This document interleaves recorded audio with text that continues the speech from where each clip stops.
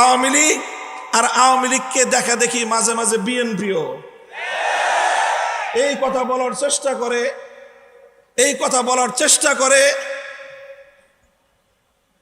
যে রাজনীতিতে ধর্মের প্রবেশের কোনো সুযোগ নাই। মনে রাখো, এই কথা যদি তোমরা পরিবর্তন না করো, আগামী দিনে বাংলাদেশ তোমাদের ব্যাপারে একই সিদ্ধান্ত নিবে। কাজেই কেউ যদি ইসলামী শিক্ষার বিরোধিতা করে সে যেরকম মুরতাদ, কেউ যদি ইসলামী দাওয়াতের বিরোধিতা করে সে যেমন মুরতাদ, কেউ যদি ইসলাহ এবং তাজকিয়ার বিরোধিতা করে সে যেরকম মুরতাদ, কেউ যদি ইসলামী রাজনীতির বিরোধিতা করে সেও মুরতাদ। এই প্রশ্নে কোনো আপোষ নাই। আওয়ামী লীগ আর আওয়ামী লীগকে দেখা দেখি মাঝে মাঝে বিএনপিও এই কথা বলার চেষ্টা করে যে রাজনীতিতে ধর্মের প্রবেশের কোনো সুযোগ নাই। মনে রাখো, এই কথা যদি তোমরা পরিবর্তন না করো, আগামী দিনে বাংলাদেশ তোমাদের ব্যাপারে একই সিদ্ধান্ত নিবে। মনে রেখো, ইসলামের বিজয়ের এক বাতাস প্রবাহিত হয়েছে।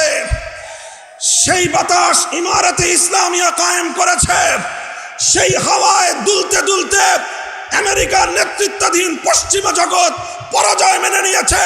সেই বাতাসে দুলতে দুলতে হামাসের কাছে ইসরায়েল নতি স্বীকার করতে বাধ্য হবে। সেই হাওয়া বাংলার মাটিতে লেগেছে। ইনশাআল্লাহ ইসলাম বাংলাদেশের ক্ষমতা দখল করবে।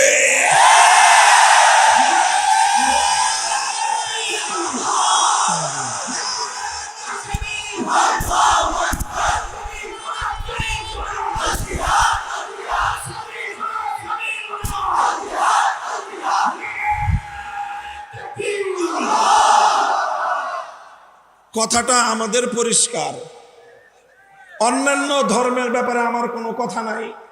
আমি যতটুকু তুলনামূলক ধর্মতত্ত্ব নিয়ে পড়াশোনা করেছি, জেনেছি, শুনেছি, অন্য কোনো ধর্ম রাজনৈতিকভাবে বিজয়ী হওয়ার অভিলাষ রাখে না। এই জন্য ওই সকল ধর্মগুলো রাজনীতিতে থাকবে কি থাকবে না সেটা তাদের ধর্ম প্রণেতা যারা আছে, ধর্মের নিয়ন্ত্রক যারা আছে, অন্য সবগুলো ধর্ম নিয়ন্ত্রণ করে মানুষ।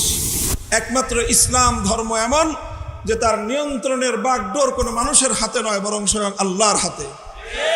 আল্লাহ যেভাবে ইসলামকে তরতিব দিয়েছেন, সেটআপ দিয়েছেন, এখানে কিয়ামত পর্যন্ত এক নোক্তার পরিবর্তন করার সুযোগ কারো জন্য নাই। এবং ইসলামকে আল্লাহ পাক দুনিয়াতে রাজনৈতিকভাবেও বিজয়ী হওয়ার জন্য পাঠিয়েছেন। একটা কথা শেষ।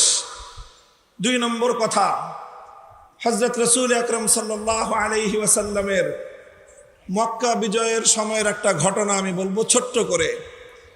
আল্লাহর নবী মক্কা বিজয়ের পরে আম্মা জান হযরত আয়েশা রাদিয়াল্লাহু আনহার কাছে নিজের একটা আকাঙ্ক্ষা ব্যক্ত করলেন, অভিব্যক্তি ব্যক্ত করলেন যে আমার মনে চায় আমি আল্লাহর ঘর বাইতুল্লাহ শরীফের মধ্যে 3টা পরিবর্তন আনি।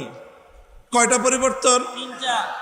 প্রথম পরিবর্তন হলো, আমার মনে চায় আমি বাইতুল্লাহ শরীফটাকে ইব্রাহিম আলাইহিস সালাতু ওয়াস সালামের বেনা ওনার ভিত্তির উপর পুনর্নির্মাণ করি।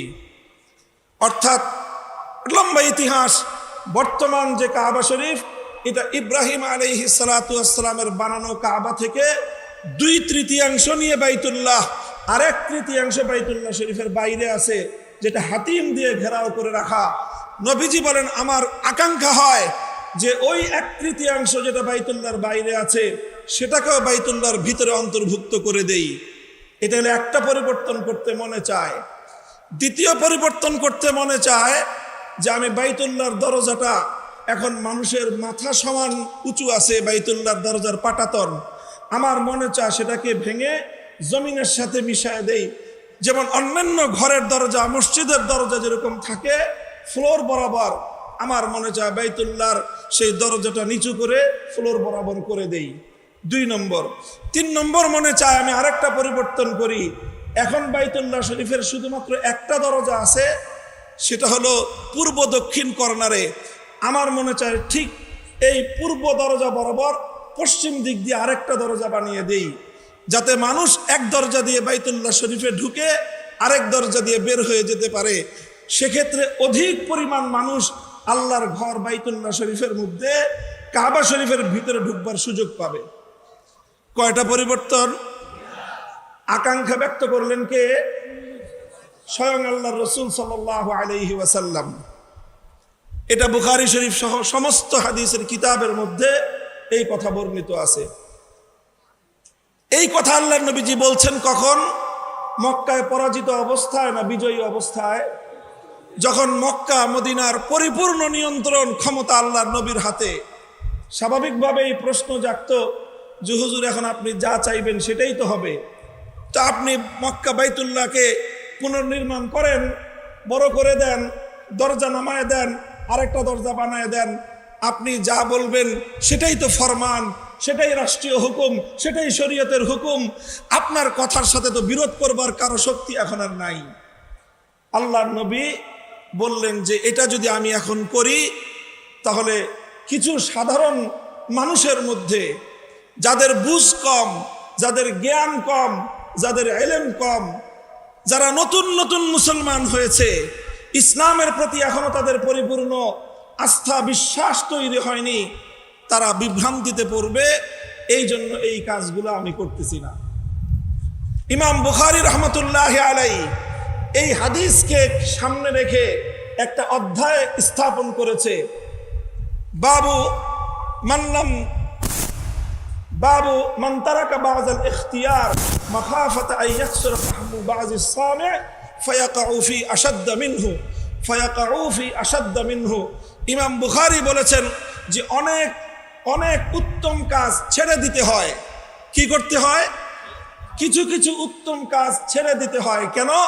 কারণ ওই উত্তম কাজটা করতে গেলে কিছু মানুষ সেটা বুঝতে পারবে না, না বুঝে তারা অনেক বড় বিভ্রান্তিতে পড়ে যাবে।